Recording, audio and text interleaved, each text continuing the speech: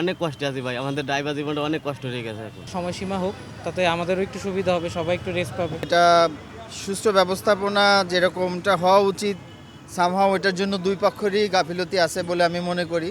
প্রথমত যারা ইউজার তাদেরও যেমন নানা ধরনের ব্যত্যয় আছে তাদের মেন্টালিটির মধ্যে, তেমনি করে ব্যবস্থাপনার মধ্যেও ঘাটতি আছে। যেমন এখানে পাশাপাশি দুইটা পাম্প, আর একটা পাম্পে তেল নাই।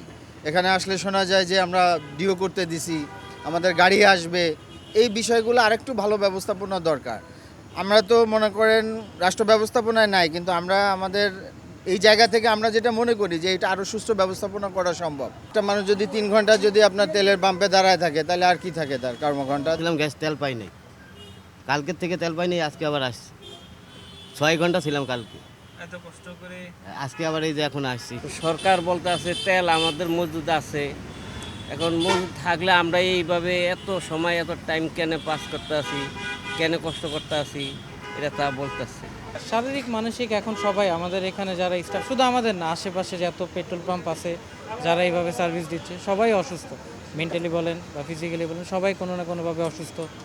এখন কিছু করার নেই, তেল থাকলে আমাদেরকে মানুষরা এইভাবে সার্ভিস দিতে হবে। কাজ এখন হচ্ছে এটা, এখন কাজের উপরে তখন কী করতে পারবো? আমরা চাইলেও এখন ছুটি বা এরকম নিতে পারবো না, আমরা নিজেরাই বলতে পারবো না যে কোম্পানির কাছে যে আমাদেরকে ছুটি দেন বা কিছু, সব কিছুই দেখতে হবে। বাট এখন চাই যে আমরা যেন এটার একটা সময়সীমা হোক, তাতে আমাদেরও একটু সুবিধা হবে, সবাই একটু রেস্ট পাবে।